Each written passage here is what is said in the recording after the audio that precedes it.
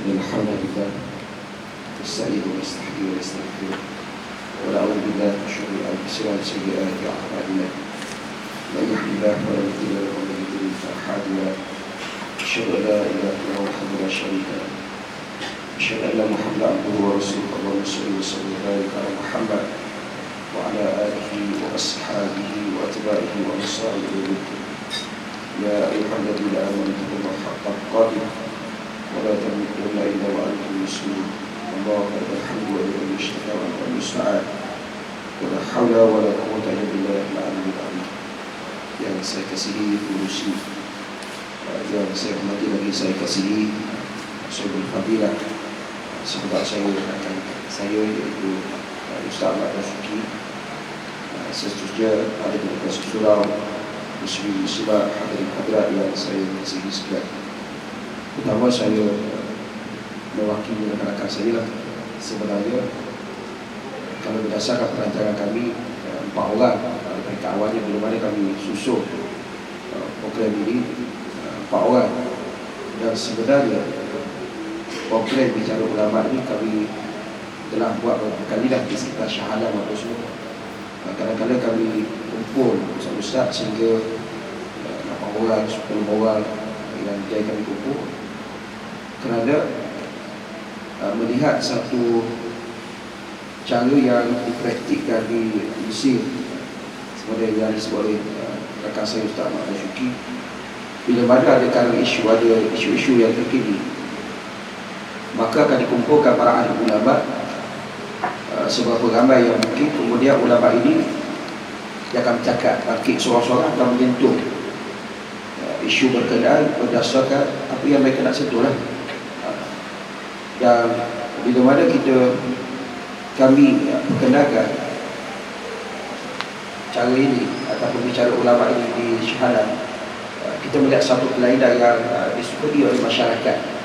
Sebab itu kita cuba kembangkan di tempat yang lain. Cuma malam ini saya minta maaf kerana asalnya kita merancang itu 4 orang, termasuk yang kami letak di sebagai ketua lah, ketua uzur atau semua tak dapat hadir. Lalu dijanjikan nantinya Allah Ta'ala, kita tunggulah kalau ada adalah pada malam ini. Hadirin hadirat yang saya kasihi sekalian, biasanya kami buat perkara ini tak ada moderator lah. Dia tak akan ada moderator. Yang biasanya kita buat yang lepas-lepas, kalau saya bercakap 10 minit, kemudian yang kedua akan bercakap 10 minit, dan begitulah yang lain akan bercakap 10 minit. Kalau 8 minit, 8 minit lah.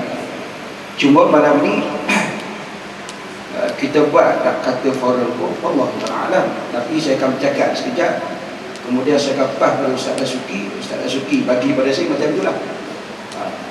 Kita akan bercakap malam ni apa semua sampai tuan tajemu kata Ustaz Rasuki. Saya hadirin hadirat, nama yang diberi Muhammad Zamir Yusuf lah. Nama sama dengan yang dalam TV, tapi nama sama, satu kapal, satu UIA, satu negeri. Bagi Terengganu, hadirin hadirat. Ustaz Rasuki daripada Kelantan, nanti dia tengah lah, dia punya data dia. Hadirin hadirat yang saya kasih sekalian, tajuk kita pada malam ini iaitu korban ataupun terkorban. Bila mana kita bicara soal korban ini sudah pasti dalam kepala kita hadirin hadirat yang merujuk kepada satu peristiwa yang telah berlaku kepada Nabi Allah Ibrahim AS, yang biasanya kita sambut hadirin hadirat sampai tahu kita sambut. Tetapi adakah setakat kita mengambil pengorbanan tersebut, iaitu Nabi Allah Ibrahim cuba menyembelih anaknya Nabi Allah Ismail, atau kita berhenti setakat itu? Sebab itu sepatutnya bila kita nak ambil teladan daripada Nabi Allah Ibrahim AS ini, kita kembali ke belakang sikit. Kalau kita kembali ke belakang sikit, kita akan nampak hadirin hadirat, iaitu di antara perkara yang jarang diberikan perhatian, iaitu soal bagaimana Nabi Allah Ibrahim AS berdakwah, dan bagaimana Nabi Allah Ibrahim AS menggunakan macam-macam hati-hati teknik untuk berdakwah. Dan kita akan melihat bila mana Nabi Allah Ibrahim berdakwah, kepada siapa yang dimulakan. Dan bila mana saya sebut soal dakwah ini, dia sebenarnya bukan perkataan yang asing. Sebab itu seorang ulama Dr. Yusuf Qaradawi ini seorang ulama daripada Mesir, di mana pada tahun 1960-an dihalau daripada Mesir. Itu biasa. Hadis-hadis dahulu menjadi satu kebiasaan ulama-ulama dihalau daripada Mesir. Antaranya Abdullah Nasir Ulwan, pengarang satu kitab yang besar, Hatta Ya'lam Asy-Syabab, dihalau daripada Mesir ketika mana beliau menyambung pelajaran di peringkat PhD. Kemudian dihabiskan di India PhD beliau. Di mana kata Qaradawi, bila mana kita menyebut kita sebagai seorang Muslim, untuk menjadi benar-benar kita seorang Muslim, dia mesti memenuhi 4 perkara paling utama. Satu, kata Qaradawi, iaitu al-fahmus sahih Islam. Kita mesti iaitu memahami Islam. Bila mana kita nak berkorban untuk apa kita korban? Mau tak mau kita harus memahami agama. Saya ringkaskan. Yang kedua, kata Qaradawi, iaitu ad-da'watu ila al-Islam, berdakwah kepada Islam. Yang ketiga, iaitu al-amal bil Islam, beramal dengan Islam yang kita faham. Yang keempat, kata Qaradawi, at-tarabutu bil Islam, kita berpegang teguh dengan Islam yang kita faham. Salah satu di antara 4 perkara yang saya sebut itu berdakwah kepada Islam. Dan bila mana kita nak berdakwah, sudah pasti hadirin hadirat, contoh yang paling terbaik, teladan yang paling terbaik berdakwah, iaitu dakwah yang ditunjuk oleh Nabi, para anbiya alaihi wassalatu wassalam. Hadirin hadirat, bagaimana mereka berdakwah? Bila mana saya sebut dakwah, mungkin sebahagian mereka akan bertanya, adik-adik saya mungkin akan bertanya, apa itu dakwah? Yang ustaz sebut dakwah itu apa? Dakwah ini kita mengajak orang kepada Islam. Kita mengajak orang kepada Islam. Bila mana saya sebut mengajak orang kepada Islam, mungkin adik-adik terutamanya akan bertanya, adakah kami kena mengajak orang kepada Islam? Ya, kena mengajak orang kepada Islam. Kerana hasil daripada pengorbanan Nabi SAW, kita merasai nikmat Islam pada hari ini. Kalau tidak ada pengorbanan daripada para alim ulama, para anbiya, hadirin-hadirat, berdakwah, sudah pasti kita akan rasa Islam pada hari ini. Hadirin-hadirat, itu satu. Yang kedua, dalam konteks korban dan juga pengorbanan, hadirin-hadirat, nanti saya akan urai, cuma nak sebut dulu gezet.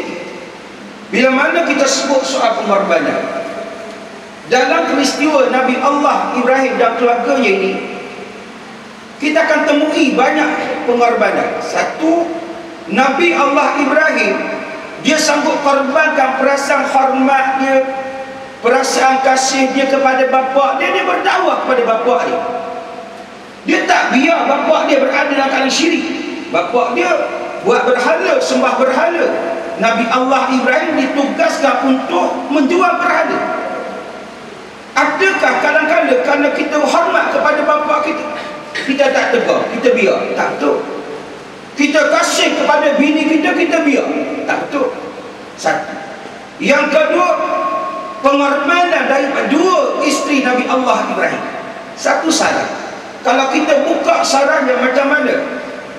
Sarah ini disangkut korbankan perasaan dia demi taat kepada suami dia. Demi taat kepada suami dia, dia korbankan perasaan dia tinggal bersama dengan raja yang gila. Raja yang gila betina. Tuan-tuan, cuba tuan-tuan fikir, logik ke tak logik?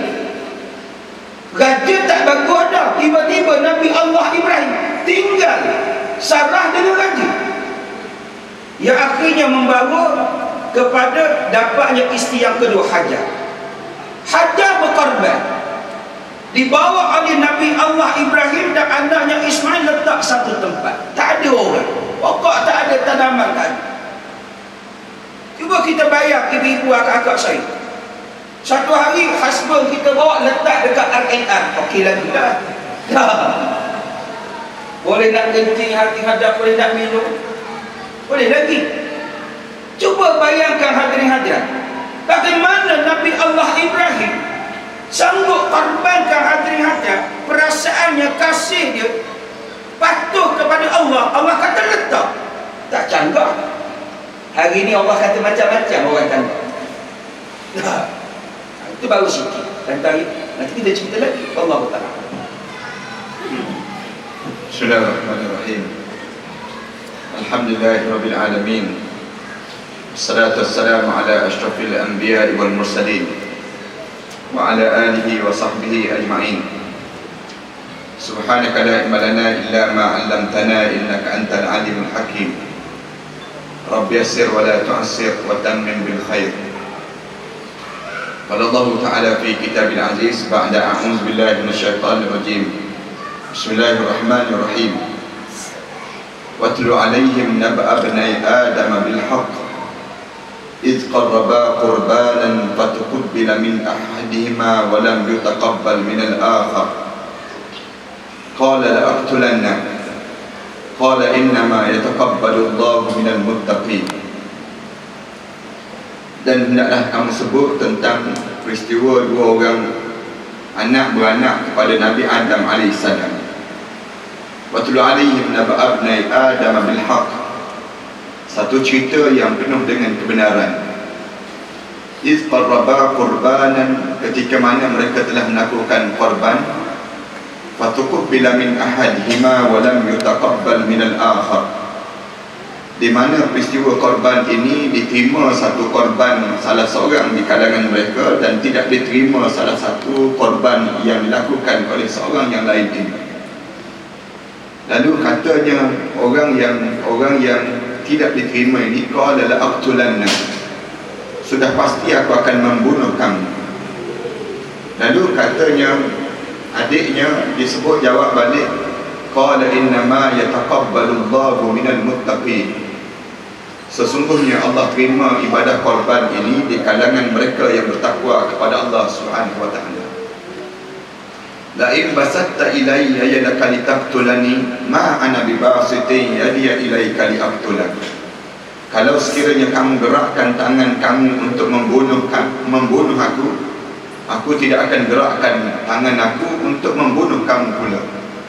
Karena aku dia, inni akhafu Allah rabbal alamin. Karena aku hanya takut kepada Allah yang menjaga alam ini. Sadaqallahul azim. Ustaz Zawawi, aliyatan kuasa masjid, muslimin dan muslimat sekalian, Assalamualaikum warahmatullahi ta'ala wabarakatuh. Alhamdulillah, kita bersyukur pada Allah kerana pada malam ini diberi kesempatan untuk bersama dengan para hadirin sekalian. Sepatutnya program bicara ulama yang biasa kami di kalangan ustaz-ustaz yang berada di Shah Alam ini, kita berkumpul dan kita berancang untuk turun ke masjid-masjid, dan kami turun dalam bentuk jumlah yang ramai. Biasanya kami turun dalam 6 orang, 8 orang satu-satu masjid. Jarang kita buat dan jarang dilakukan di Malaysia kita ini. Tapi malam ni tak sampai 8 orang datang tinggal 2 orang saja yang mampu bertahan sampai ke tempat ini. 2 lagi terkorban, tak tahu dah berjalan.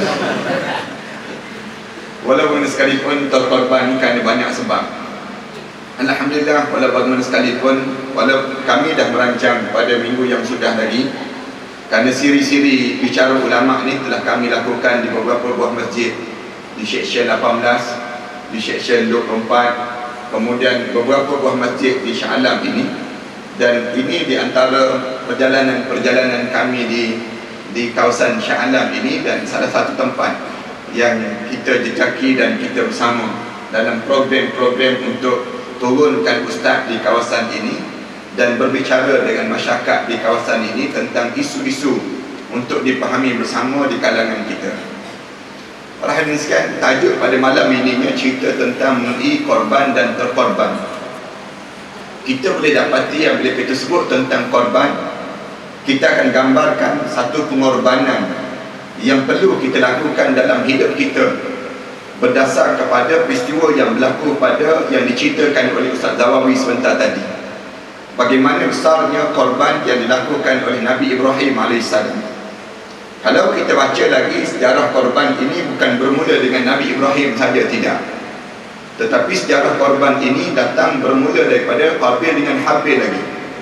Sewaktu mana ayat Al-Quran Karim yang Allah cipta sebentar tadi, waktu mana mereka bertengkar untuk berebut ikliman ataupun berebut di antara mereka yang cantik ini, lalu Allah Subhanahu Wa Taala ajar pada mereka supaya bagaimana nak selesaikan permasalahan ini.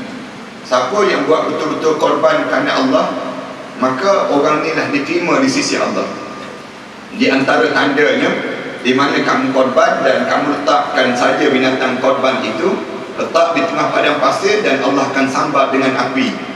Dan salah seorang ini, bila disambar saja api, lalu di waktu ini katanya seorang yang tidak diterima ini katanya kepada adik dia, qala la aqtulanna, sudah pasti aku akan membunuh kamu kerana kamu telah diterima ibadah korban kami dan kamu berjaya dalam korban ini. Nak tengok siapa yang paling ikhlas dalam melakukan korban. Lalu adiknya jawab, qala innama yataqabbalullahu minal muttaqin, ibadah korban ataupun korban ini hanya diterima di sisi Allah bagi siapa yang benar-benar rasa takut dia kepada Allah. Lalu adik sebut lagi pada abang dia, la in basatta ilayya yadaka litaqtulani, kalau kamu gerakkan badan tangan kamu untuk membunuh saya sebagai adik kamu, saya tidak akan gerakkan tangan saya. Katanya adik jawab demikian, la in basatta ilayya yadaka litaqtulani ma ana bibasitin hadiya ilaika liaqtulak, saya sekali-kali tidak akan gerakkan tangan ini untuk membunuh kamu pula. Kalau sekiranya abang nak bunuh adik, bunuhlah. Adik tidak akan bunuh balas balik. Qala innama yataqabbalullahu minal muttaqin, kerana apa dia? Inni akhafullaha rabbal alamin, kerana saya ni rasa takut yang besar dalam jiwa saya bila Allah yang menjaga alam ini. Peristiwa ini berlaku pembunuhan yang pertama di atas dunia, kerana semata-mata bergerak yang disebut dengan kalimah korban, akhirnya terkorban. Berlakulah manusia yang sanggup terkorban. Terkorban yang digambarkan dalam ayat ini, di mana mereka sanggup untuk mengorbankan jiwa mereka semata-mata untuk Allah seorang, dan seorang lagi terkorban kerana semata-mata menjaga hawa nafsu. Peristiwa ini berlaku lagi, turun lagi dalam sejarah yang cerita zaman Nabi Ibrahim AS. Lepas pada cerita tentang Qabil dengan Habil, kemudian turun lagi pada zaman Nabi Ibrahim AS. Peristiwa korban lagi berlaku. Di antara pengorbanan yang besar yang berlaku ialah Nabi Ibrahim dengan anaknya Nabi Ismail AS. Seorang manusia yang diuji oleh Allah dengan ujian yang banyak. Di antara Nabi yang diuji dengan ujian yang banyak semenjak kecil sampailah dia tua ialah Nabi Ibrahim AS. Wa idh ibtada Ibrahim rabbuhu bikalimat fa atammahun, katanya Allah, sesungguhnya kami telah menguji Ibrahim ini beberapa ujian-ujian yang besar. Fa atammahun, semua ujian-ujian itu berjaya dilalui oleh Nabi Ibrahim AS. Ni yang berlaku dalam Allah cerita Nabi Ibrahim diuji oleh Allah semenjak daripada kecil, sebagaimana yang dicerita oleh Ustaz Zawawi sebentar tadi. Diuji semenjak daripada kecil. Bapa yang menjual berhala, ujian dalam hidup. Bukan sekadar menjual berhala, minta Nabi Ibrahim jual pula berhala. Kalau bapa saja yang jual berhala tak jadi masalah. Jadi masalahnya nak suruh anak pula yang tolong jual berhala. Terpaksa Nabi Ibrahim pikul berhala ini, keliling kampung bagi tahu pada orang kampung, wahai orang kampung, datanglah beli berhala yang pekak kalau kamu pekak, kata Nabi Ibrahim. Wahai orang kampung, datang beli berhala yang bodoh kalau kamu bodoh. Wahai orang kampung, datang beli berhala yang buta kalau kamu buta. Pikul keliling sejak daripada pagi sampai petang. Sampai petang, bapa ditanya berapa yang laku Ibrahim. Kata Nabi Ibrahim, tak ada satu pun yang laku bapa. Kenapa tak laku? Kenapa tak laku? Katanya bapa tersebut. Katanya Nabi Ibrahim AS, Semua orang celik-celik semua. Tak ada seorang pun yang buta, yang pekak, yang tuli nak beli berhala, yang pekak, yang tuli, yang bodoh ni. Katanya nak ayah dia, wahai Ibrahim, kamu jual begini ke? Kamu suruh begini? Ya, saya kena betul terang. Saya tak boleh menipu dengan orang ramai. Yang saya jual berhala yang buta, berhala yang pekak, berhala yang kira, yang disuruh segala-gala. Lalu katanya ayah Nabi Ibrahim, kalau beginilah kamu niaga, kamu ambil MC sudahlah Ibrahim. Kamu niaga macam ni sampai bila-bila tak laku, wahai Ibrahim. Kamu jangan niaga, wahai Ibrahim. Tetapi dalam keadaan dia tak niaga, hati dia menjadi resah. Tak sukanya dengan keadaan yang berlaku dalam masyarakat. Keadaan masyarakat yang menyembah berhala, berhadapan dengan raja yang zalim, Namrud ini sendiri. Lalu Nabi Ibrahim AS berjaya untuk menghancurkan berhala. Cerita ringkasnya kita boleh dapati dalam waktu mana kita kecil dahulu. Cerita ni cerita yang sahih dan berlaku tentang Nabi Ibrahim AS. Kemudian dalam keadaan sampai peringkat di mana ditangkap Nabi Ibrahim dan dibakar dalam api yang besar, sehingga kan Allah mengarahkan waktu mana dibakar, bakaran api yang besar ini bukan api biasa, tidak. Api yang menjulang setinggi 7 tingkat bangunan. Api yang besar nak bakar Nabi Ibrahim seorang je. Tapi dendam punya pasal, rasa tak suka punya pasal pada Nabi Ibrahim, pergi bakar api yang besar ini, menjulang tinggi 7 tingkat. Api yang besar, bukan dekat, tak boleh nak dekat. Nak balik Nabi Ibrahim ke dalam api itu, terpaksa menggunakan manjanya. Terpaksa menggunakan manjanya. Kerana kalau pergi hantar dekat sana dengan orang-orang yang menghantar itu terbakar. Yang menyebabkan guna manjanya dilontarkan Nabi Ibrahim. Apabila lontar Nabi Ibrahim AS dalam api ini, Allah tukar fitrah sepatutnya bagaimana kekuasaan, kebiasaan sunnah api itu membakar. Allah tukar sunnah api ini tiba-tiba menjadi penyejuk. Bagaimana Allah tunjuk kuasa dia? Allah sebut, ya nar kuni bardan wa salaman ala Ibrahim.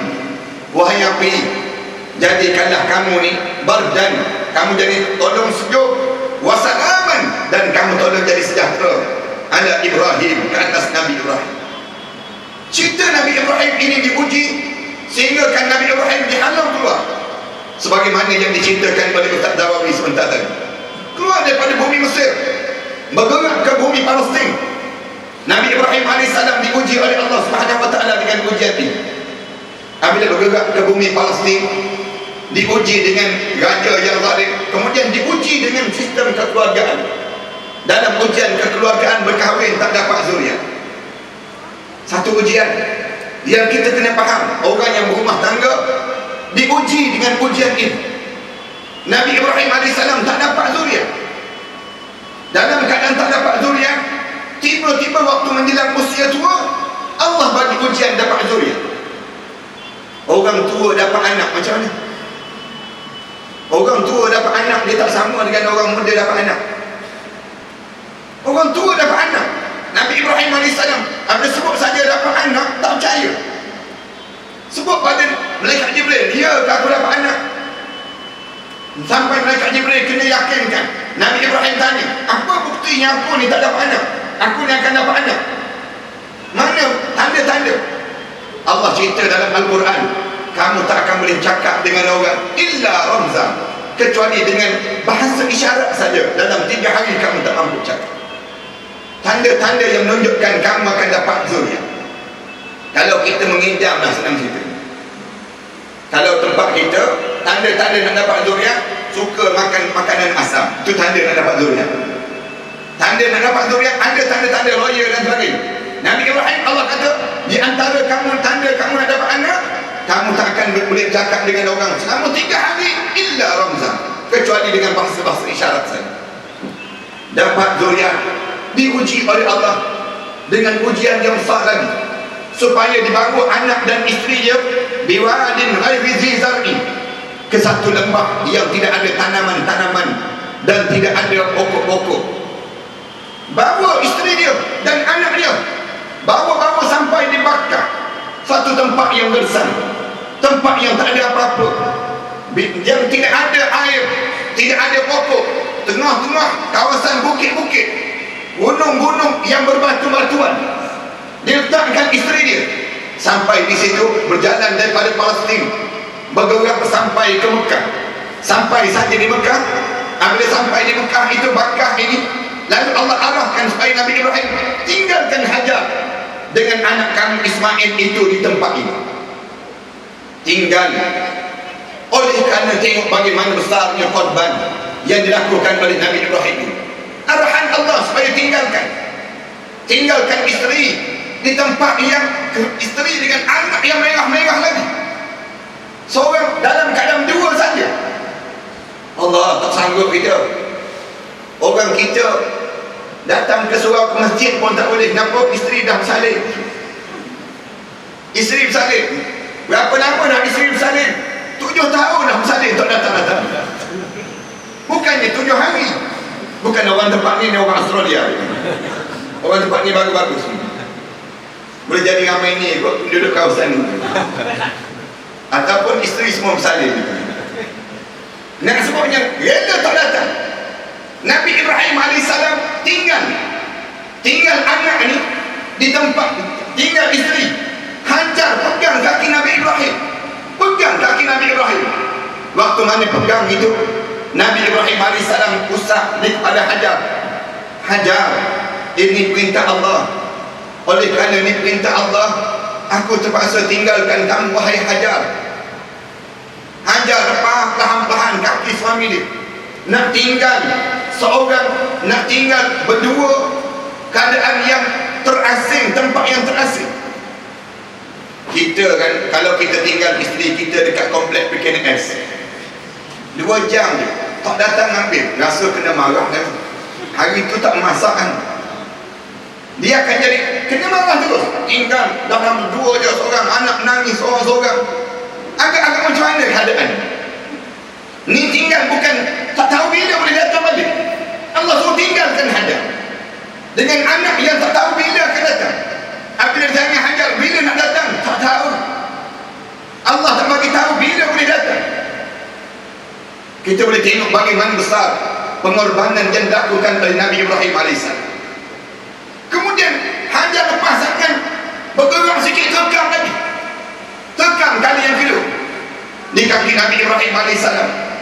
Tekam kali yang kedua, Nabi Ibrahim AS usah lagi, beritahu Hajar, ini perintah Allah. Oleh kerana perintah Allah, maka wajib kita kena ikuti.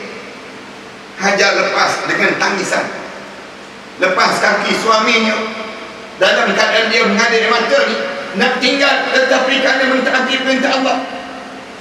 Kemudian lepas saja, kali yang kedua lepas, kemudian dia tekam kali yang ketiga, katanya ulang.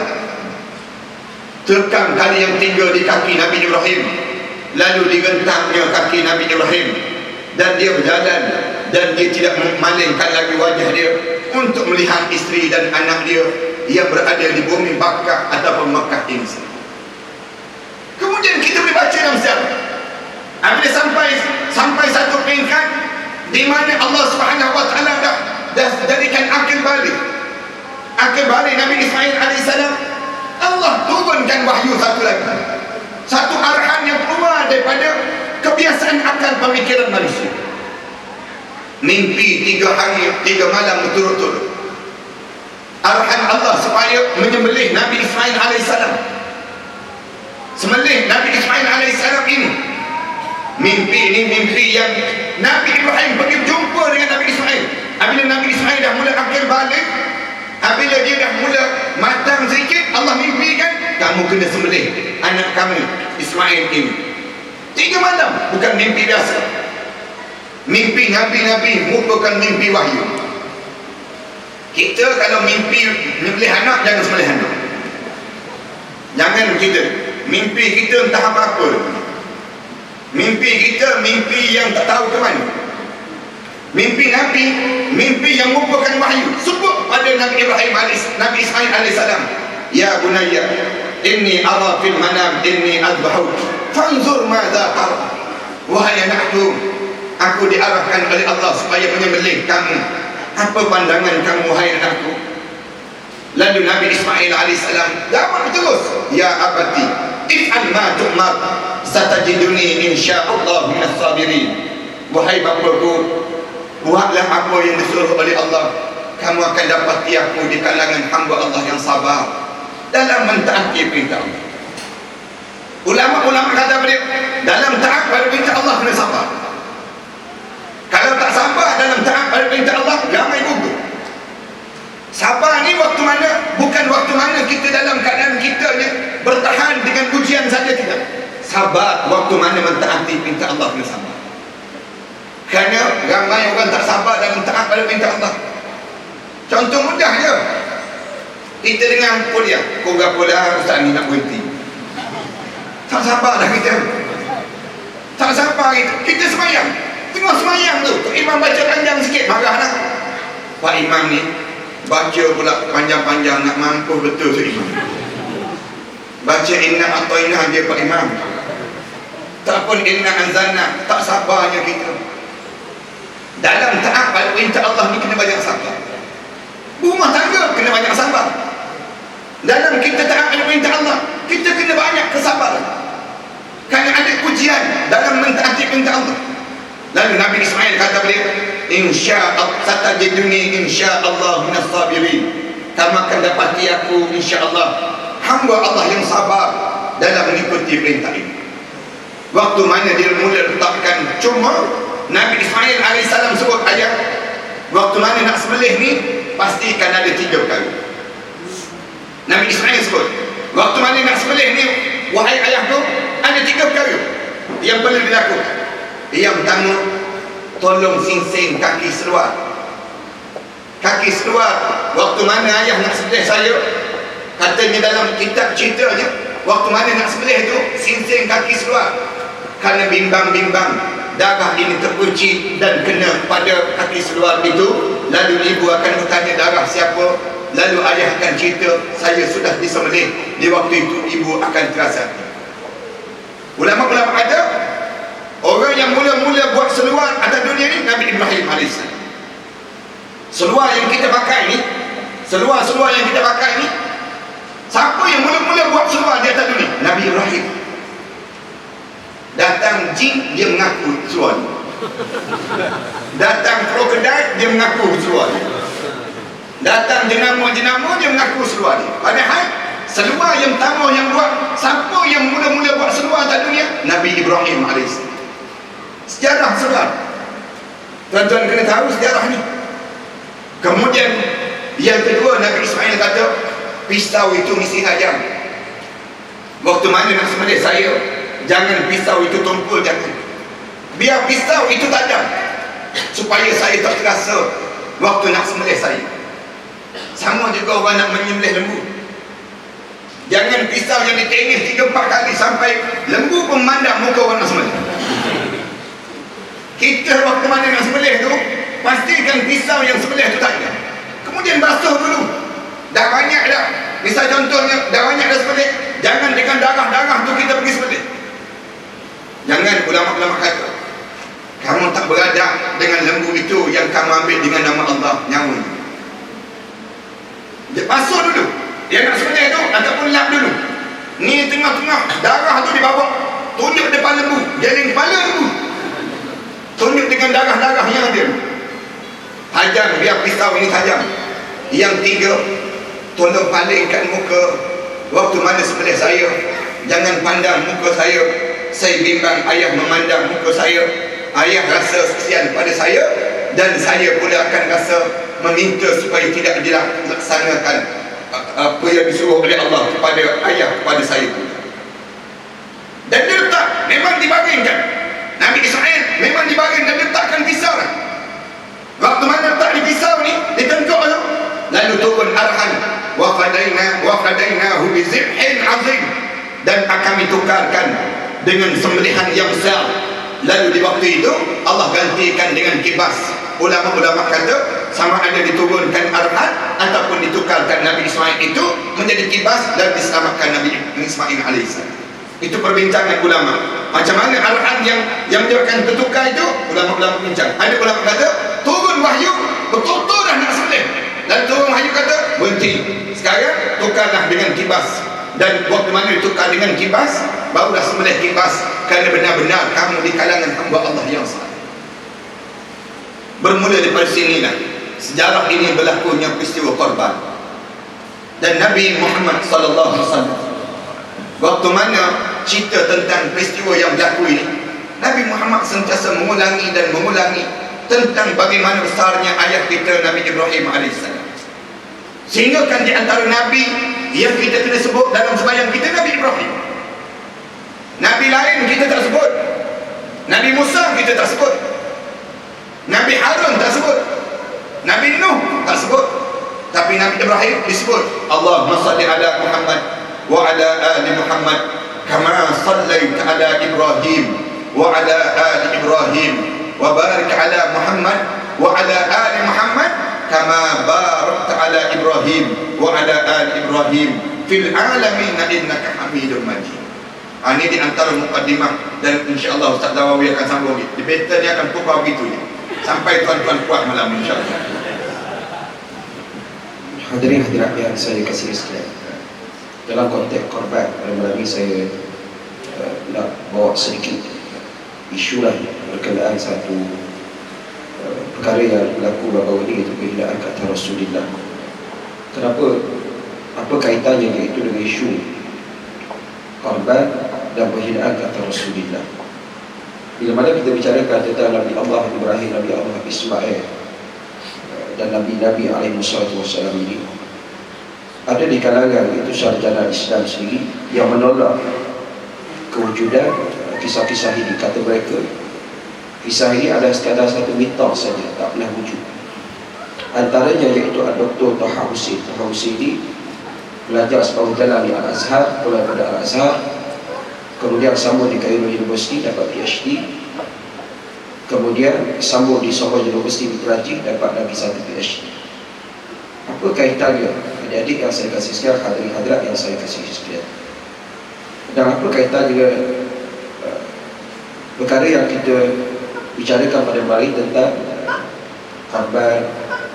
Kerana bila mana kita melihat isu penghinaan ke atas Rasulullah ini, saya tak nak panjangkan isu berkenaan, cuma nak mengambil sedikit perkara yang positif di sebalik istihza atau penghinaan ke atas Rasulullah. Antaranya bila mana filem ini nak dihasilkan, dia sebenarnya dari proses kajian pembacaan yang nak mengarah filem tersebut. Produsernya dia baca tentang filem tersebut. Itu perkara biasa. Sebenarnya saya baca tadi dalam satu majalah, baca saja, bukan saya menipu, majalah wanita sekolah saya lah, di mana pelakon wanita Adana Hawa ni gila lah orang. Hari ni orang tengok dah, yang Errol Aziz, yang wanita tu saya tak kenal pun. Cuma kata pelakon wanita ini, ketika mana dia diberikan iaitu tawaran untuk jadi pelakon utama, dia terpaksa baca novel Adam dan Hawa ni. Itulah kali pertama dia baca novel. Tak apalah. Apa kaitannya dengan Rasulullah? Di mana pengarang tersebut telah melakukan iaitu penelitian, pembacaan, kajian terhadap Rasulullah. Walaupun niat dia baca, niat dia kaji itu bukan nak tulis cerita yang sebenar tentang Nabi, tetapi dia tulis cerita yang sebaliknya tentang Nabi.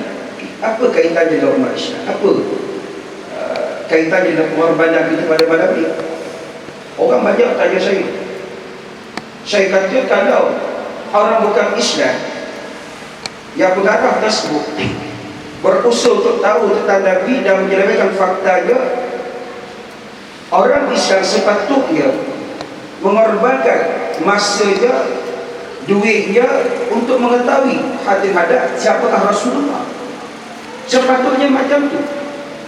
Di saat orang hina Nabi SAW, sepatutnya dia melahirkan satu rasa tanggungjawab, iaitu aku nak tahu tentang Nabi. Bila mana kita sebut pengorbanan termasuk benda yang kita nak korbankan masa, termasuk benda kita nak korbankan nyawa, termasuk benda kita nak korbankan iaitu idea ataupun hadirin hadirat tenaga kita. Kalau kita melihat Nabi SAW, semua dikorbankan, termasuk harta dia, masa dia untuk kita. Cuba kita bermuhasabah malam ni. Siapa di rumah dia ada orang kata sebutir buku tentang Rasulullah di rumah dia? Cuba muhasabah. Kalau kita tak sanggup nak beli satu buku yang harganya RM50, apa nilai yang kita sebenarnya? Tak apalah, kita ambil yang kedua. 100 orang Yahudi membiayai filem tersebut. Dia banyak filem yang dibiayai oleh Yahudi, bukan setakat filem Innocent of Muslim, termasuk cerita Pokemon yang anak-anak kita tengok. Filem memang buat dekat Jepun, tapi pembiayaan daripada Yahudi. Yahudi yang buat filem tersebut. Saya tak nak bukan panjang-panjang. Maknanya bagaimana 100 orang Yahudi ni dia sanggup korbankan duitnya semata-mata nak buat filem tentang Nabi. Dan kita nak sembang apa? Macam Ustaz dah sebut, nak tinggal bini mungkin kita tak sanggup. Hadirin hadirat, sedangkan Nabi Allah Ibrahim tinggal bini. Hadirin hadirat muslim muslimat rahimakumullah. Kembali kepada hadirat soal pengorbanan. Dalam hadirat korban dan juga apa yang berkait tentang pengorbanan ini, kalau kita melihat bagaimana sahabat Nabi ridwanullah alaihim ajma'in yang nak mengambil ruh pengorbanan itu berdasarkan apa yang disebut oleh Nabi, ada di kalangan mereka yang beli daging dekat pasar buat korban. Tapi tak boleh lah. Ada yang beli, ada yang korban ayam, jangan buat. Dia tak boleh juga. Tapi nak cerita ada di kalangan sahabat seperti yang dinyatakan oleh para alim ulama, nak mengambil kelebihan daripada korban, mereka sanggup korban ayam. Ada yang pergi beli daging dekat pasar Ibn Abbas, yang beli ayam iaitu Sayyidina Bilal bin Rabah, sampai tahap macam tu. Tetapi adakah perbuatan tersebut boleh kita buat? Tak boleh. Kenapa saya nak bawa benda ni? Satu hari saya terima satu SMS 2 minggu yang lepas. Di antara SMS ni saya simpan lagi ni. Ustaz, tahun ni saya buat korban, tapi pada masa yang sama saya beli rim sport harga RM1,400. Kemudian saya beli kita kala. Saya rasa tak seronok Ustaz. Saya tanya dia, siapa ni? Dia ada seorang yang sentiasa berhubung dengan saya, Abang Isam Ijam Hadar Pekan, vokalis kumpulan Madison. Dia sangat bagus. Dia rapat dengan saya lah. Saya kata, ni abang ke? Tak. Dia kata bukan orang lain ni. Tak apalah. Dia kata bagus lah. Tapi apa maksud dia ada SMS? Maknanya dia korban satu bagian 400. Dia beli sport rim RM1,400. Maknanya lebih sport rim dia daripada korban. Itu okey lagi saya kata. Yang tak korban, yang tak korban, hadirin hadirat, cuba bayangkan kalau rokok tu tuan-tuan, dia hisap rokok hadirin-hadirat, bukan RM10 satu hari, kadang bukan RM10 satu bulan, satu minggu. Cuba kali tuan-tuan, dah boleh buat korban lah. Korban lah rokok sekejap. Nak cerita pasal korban. Hadirin hadirat muslim muslimat, kenapa? Dengar baik-baik sabda Rasulullah, man wajada sa'atan falam yudahi fala yakrubanna musallana. Kata Nabi, siapa yang ada keluasan rezeki dia tak korban, maka kata Nabi jangan dekat tempat kami bersembahyang. Sampai tahap macam tu. Tak rasa bimbang? Rasa tak bimbang hadirin Allah? Hadirin hadirat muslim muslimat rahimakumullah ni, tak lama lagi nak pesan dua ni. Saya nak bagi pada Ustaz Dasku, Ustaz Dasku bagi ya. Hadirin hadirat, iaitu berpuasa Yaumul Arafah. Ini cerita pasal korban juga ni. Yaumul Arafah. Apa keistimewaan Yaumul Arafah? Disebut dalam Sahih Muslim, kata Rasulullah, dihapuskan dosa setahun lepas dan akan datang. Kita tak sah sembah. Sama ada yang depan saya datuk ke, saya ustaz ke, kita ada dosa. Kita ada dosa, kita ada dosa adik-adik. Kita ada dosa. Lambat semayang, adakah tidak dosa? Lambat semayang. Lambat semayang, hadap dosa. Fa khalafa min ba'din khalfun adha'u as-salata wa tabu syahad fasawfa yalqawna ghayya. Fawailun lil musallin.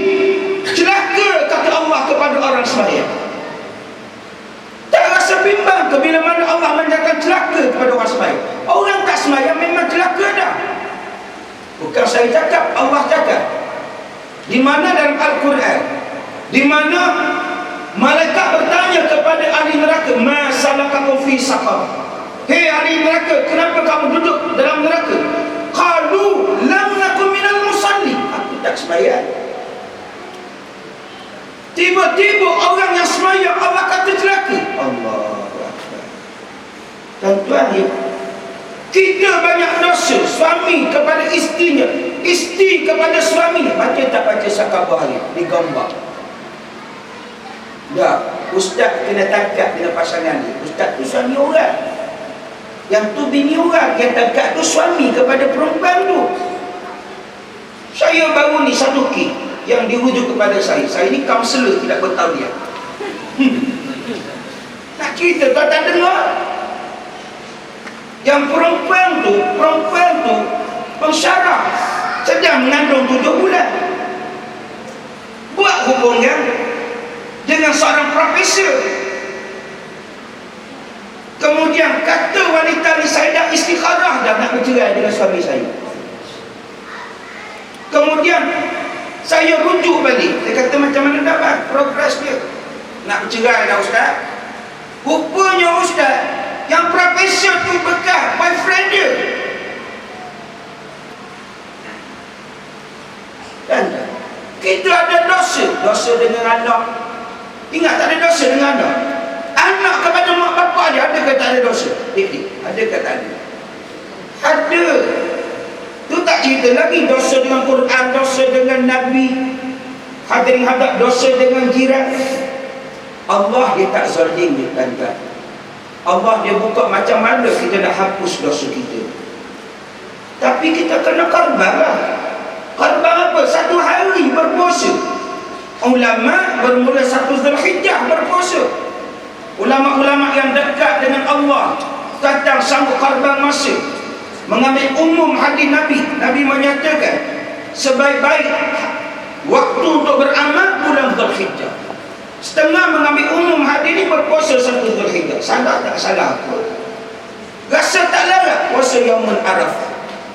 Kalau kita tak ambil, sombong ke tak sombong? Kata Ibnu Athaillah dalam hikamnya, ada seorang yang menangguhkan, menunjukkan amalan dalam keadaan dia ada masa dia nak buat, itu datang daripada ketewasan kebodohan jiwa di sini. Dia ada masa tapi dia beralasan banyak. Yang kedua, nak berakhir ni, buat korban. Hadirin hadirat muslim muslimat rahimakumullah. Kenapa? Bukan duit kita. Tentang banyak duit. Hadirin hadirat, kita banyak duit ni tentang pengorbanan daripada mak bapak kita ni. Kita tak sah sembang. Saya hadir dengan Ustaz Dasuki dapat bercakap di pengorbanan daripada orang lain, daripada mak bapak saya yang jaga kuih, cikgu saya yang mengajar. Contoh, sebab itu kata Ustaz Ahram Abdul, tentang kata dia apabila mana kita sebut soal rezeki, satu kena minta dengan Allah. Yang kedua, dalam konteks rezeki mesti memberi kepada manusia. Yang kita beri kepada manusia, itulah tuan-tuan yang akan menjadi pahala kepada kita. Allahu Akbar. Setengah orang dia tak kasih bimbang. Sebab tu saya sebut, Kalau kamu tak mampu 400, bawa duit kamu jumpa Ustaz Dasuki tu, kata pergi dekat Sabah Moji 250. Boleh ke Ustaz? Boleh, tak ada masalah apa. Tuan-tuan hadirin hadirat yang terakhir daripada saya lah, yang terakhir iaitu bagi siapa yang nak berkorban, hadirin hadirat pastikan 1 Zulhijjah dia tahan semua. Kerat, tuan-tuan, potong ke, cukur ke, dia tahan. Dan tanya, kalau ada cukur misai ke, cukur bulu ke, kerat, kuku ke, dia tahan. 1 Zulhijjah tahan. Kerana mengambil sempena hadis Rasulullah SAW, dia bukan haram pun, kata nak potong, kita potong. Dia tak ada masalah, tapi mengambil sempena daripada perbuatan Rasulullah SAW. Saya maaf, ada bahasa yang terkasar dari hadirat ya. Kita nilai lah tuan-tuan. Kita nilai bila mana kita nak banyak perkara dengan Allah, kita kena korban banyak dulu. Tuan-tuan, kalau saya tanya soalan yang terakhir, nak syurga? Kalau saya tanya, kata semua nak tak syurga dia ni? Syurga ni kata Allah, dia bukan hati ada benda yang mudah. Benda yang kita kena korbankan banyak masa. Allah, saya baca, beli satu buku yang mencerita kisah para ahli ulama bangkit bertajuk. Saya bertanya, di mana tempat aku sebenarnya? Nabi tak sakit dah, Nabi bengkak kaki. Tak malu pada Nabi, cuba bayar. Nabi korban masanya bangkit bertahajud untuk Allah. Nabi syurga. Takkan Ustaz Zawi lebih bagus daripada Nabi? Para ahli ulama saya baca ada yang semua 300 rakaat. Allahu Akbar. Di mana saya kata letak aku sebenarnya? Dan hadirin hadirat, nak cerita banyak lagi sebenarnya. Tadi nak cerita hadirin tentang bila mana sebut penghidaan pada Nabi ini, dia ada 2 kelompok paling utama. Satu orang Islam, satu bukan Islam. Itu kita cerita kemudian. Dan tanya, kerana biasanya bila mana kita sebut hina Nabi ini, kita nampak orang bukan Islam. Tentang tak nampak orang Islam sendiri menghina Rasulullah. Hadirin hadirat, tak sempat, saya maaf. Hadirin hadirat, tak sempat nak kita cerita lain kan. Kalau tentang nasihat lagi. Alhamdulillah. Nampak gaya macam nak akhir ni. Walaupun ingatkan nak sampai tuan-tuan puan, rupa-rupa kita orang puan dulu. Oleh sekian, kalau anda boleh sebut sikit lagi. Anda dah sebut tentang korban, dan anda nak sebut tentang terkorban. Kerana dalam hidup kita ni, Rasulullah SAW sebut, hidup kita ni akan berhadapan dengan khamsus syada'id. Rasulullah sebut dalam hadis Rasulullah, al-mu'min baina khamsus syada'id. Orang mukmin ini akan berhadapan dengan 5 ujian yang besar yang mesti dilalui dalam hidup mereka.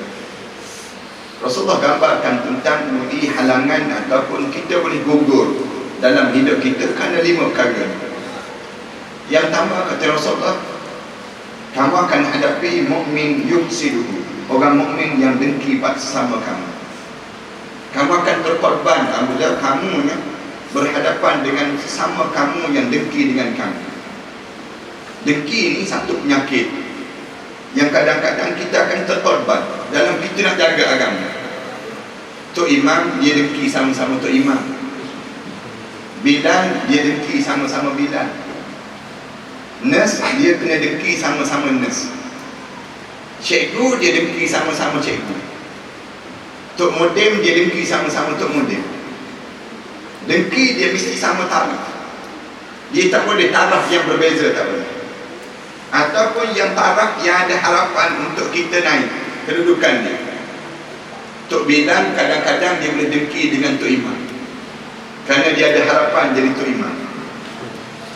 Dia akan boleh dengki kalau dia ada tempat dan posisi dia. Dan waktu mana berhadapan dengan dengki, kamu akan terkorban. Terkorban maksudnya apabila kamu diuji oleh Allah dengan dengki. Satu, Rasulullah SAW ajar sangat, iyyakum wal hasada fa innal hasada ya'kulul hasanat.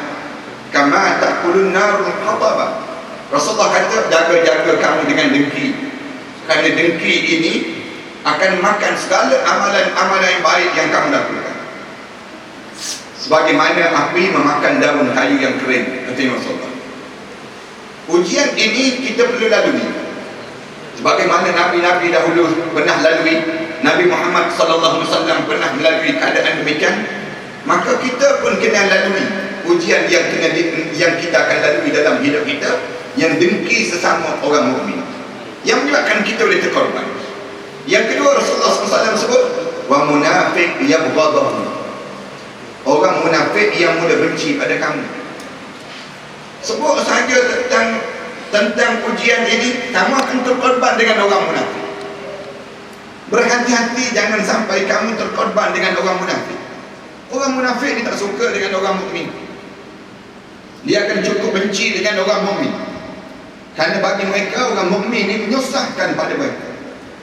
Orang munafik Allah cerita panjang dalam Al-Quran Karim. Wa idza laqul ladzina amanu qalu amanna wa idza qila lahum la tufsidu fil ard wa idza Allah cerita tentang 5 ayat dia cerita orang mukmin, 2 ayat cerita orang kafir, dan surah awal Baqarah lepas itu cerita orang munafik 18 ayat. Cerita tentang orang munafik. Orang munafik begini, orang munafik begini. Orang munafik dia benci dengan orang mukmin. Dan kalau kamu tak jaga, kamu terkorban dengan orang munafik. Dan kehidupan kita ni akan berhadapan dengan ujian ini. Wa munafik yabghadahu, orang munafik yang benci pada kamu. Rasulullah sallallahu alaihi wasallam sebut tentang tanda-tanda munafik ni banyak. Rasulullah gambarkan tanda orang munafik ni banyak. Rasulullah kata, idza hadatsa kadzaba wa idza wa'ada akhlafa wa idza tumina khana. Cakap dengan dia mesti nak cakap bohong. Apabila dia janji, dia akan mungkir janji. Kalau dia beri amanah, dia akan khianat. Dan kalau kita berhadapan dengan orang munafik, kita boleh terkorban dengan ujian. Rasulullah cerita tentang orang munafik banyak. Rasulullah kata pada dia, orang munafik, kata Rasulullah SAW, dia suka sembahyang isyak berjemaah dan dia suka sembahyang subuh berjemaah. Kalau kita payah datang sembahyang subuh berjemaah, tanda-tanda kita munafik. Tak payah kita mandang orang lain, tak payah. Kita pandang diri kita je. Kita ni senang tak senang datang sembahyang subuh berjemaah. Kalau kita senang, tanda kita seorang mukmin. Tapi kalau kita susah sembahyang subuh berjemaah, tak payah kita pada orang kan. Maknanya kita sudah menjadi munafik. Tapi berhati-hatilah, jangan pula lepas pada ni kita jumpa kawan-kawan kita, kau tak datang subuh tadi, sah confirm munafik. Kita pula